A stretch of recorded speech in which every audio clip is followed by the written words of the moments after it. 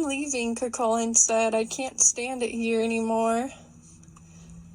Where are you gonna go? Laine asked. She fell back asleep because she was so tired. It must have been 3 a.m. Her thumb and pointer finger were black with ash, and she held them close. It felt like she was sleeping next to a fire pit. She liked pretending she was in ancient Ireland. Point of view, a ferry on the coast. But she still couldn't fool herself about being bad. She was a good girl. Plus, she couldn't get over the fact she was a kid at the shelter home, not a counselor. It was like she was both youth and counselor, adolescent and adult. You be the one teacher who's cool with the bad kids, Houston had said. From this position as a kid herself, she felt sorry for the poor kids. It felt like being an animal in a zoo, being controlled by a bunch of people that weren't even your parents. She just wanted to be free, not kept safe. She didn't want to listen. Laine felt it now, her heart lusting for adventure, among other things. She was just a kid, not a woman, who had just gotten married, who didn't seem to remember they were unofficially hand-fasted the night before.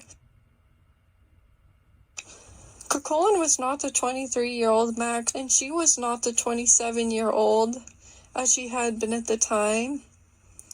He hadn't left for work the next morning. He hadn't said she could stay until whenever. She had on socks, but could only find one shoe, and he was hanging his head out the window smoking like he had before. I don't know why you're still thinking of him, Laine's inner critic said, who was Morgan.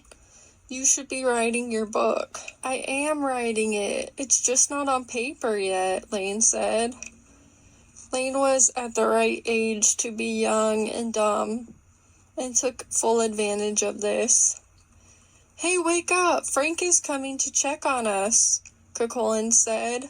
You coming or not? Oh yeah, Frank was the staff on duty that night, taking over from Kennedy, Laine thought. But he was Fergus in the ancient Irish tale. I can't find my other shoe, Laine said. When she looked down, she was wearing 2 different socks. Thinking she had some loyalty to him, she went towards the window. Laine remembered what Gwen always said. If you want to leave, just go out the front door. She kinda had a point, Laine thought, and kinda not. Laine knew it was better this way because it would buy them some time before the police were called. They would cut through the cattle field until they reached I-93. She couldn't believe she was entertaining going with him, but she knew at the time she'd have followed him anywhere. She knew the journey would be full of hardships, but she wanted to go with him anyway. She loved him. Or maybe she just didn't want to be alone. And he wanted her to, she thought, by the look in his eyes before they started running. Nello sguardo che mi hai rivolto ho letto tante cose, però ti risponderò una altra volta. In the look you gave me, I have read many things, but I will answer you another time. We better go now, Cuchulain said. Otherwise I'll have to stay in this hellhole until I'm 18. I have to do something first, Laine said. Silently she crept out into the hallway, closing the door lightly behind her. She knew the layout of the shelter home from working there as an adult.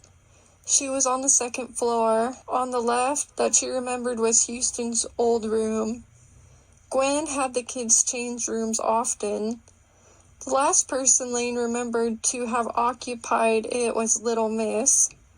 Little Miss was only 14. Many of the kids they took in came from the reservations. Little Miss was the youngest, and then Evelyn.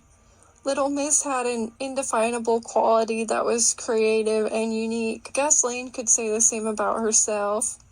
She liked the word fugi, which had the Latin roots that meant flee, to run away, to avoid, to shun, or to go into exile. But shame didn't heal anyone. It was time to start embracing who she was. Little Miss and Rob, her brother, had run away when they went to the Day of the Dead parade in Missoula. Sometimes Rob was mean to his sister. Don't take family for granted, she wanted to tell him. Maybe he could learn from her mistakes. The adults talked at the big oak table, so the kids knew this bought them some time during the staff changeover. The night staff had arrived, and it was time for them to do the bed checks. Laine zapped to the pantry, fixed near the washer and dryer, and did some ransacking while the adults were busy talking. Gossiping did do some good, she realized. It bought time to sneak away and steal a loaf of the good bread donated from the cafe she used to work. When she came back into the room, closing the door softly behind her, Cuchulain turned his head from the window, but he'd stopped smoking. How he'd managed to bust the screen out without anyone hearing, she didn't know. She stuffed the bread in her backpack, her heart racing. "How long will that be?" she asked. "Until you age out, I mean." 6 months, he said, "and I can't stand it 1 second more. Plus, we don't really have that kind of time if we're going to get to Donn." Though it didn't seem like Cuchulain Max actually cared about Donn, Laine's dream, so much as killing people and acquiring sexual conquest for his reputation. "But if they catch you, you'll have to go to juvenile detention," she said. "I know," he said, and she felt flattered, like he was taking a big risk for her. "We better go now," he said. "Hold on to the windowsill for as long as you can, and then jump," he said. "Si esporto dal finestrino ed accaduto." Cuchulain was sticking out of the window and fell. He was on his back on the grass below. Laine followed. "Are you okay? Are you?" "I'm all twisted around," Laine said. Her knees were all muddy, and tears bobbed on her sparse eyelashes, like fishing wire shining in the light. "You're one twisted little acorn," he said. Teaching felt like being on a bucking bronco. She was struggling to get her sheets right. She wished she had something new to wear, and not her old Roman days outfit from the 6th grade, which was just a blanket tied around her to look like a toga. But for now she had to do her best with what she had. She had fallen hard on her butt, aggrieved that she was still butthurt about something that had happened a long time ago.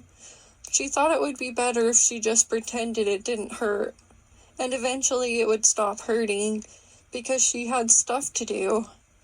She was barefoot, but she had confidence. "Hurry up, come on," he said.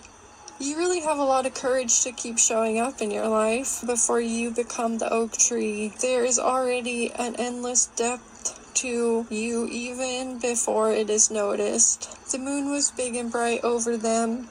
Laine was disoriented, still getting over her hangover. But she didn't know her limits when others around her remembered things she didn't. But she hadn't gotten that drunk in a really long time. Then the moon became headlights shining bright in the window over the youth home. The counselor on duty shone his flashlight in after them, where Cuchulain stuffed the blankets like a sleeping body, and what she thought the night before was an ancient Irish neolith was actually just a cattle mound.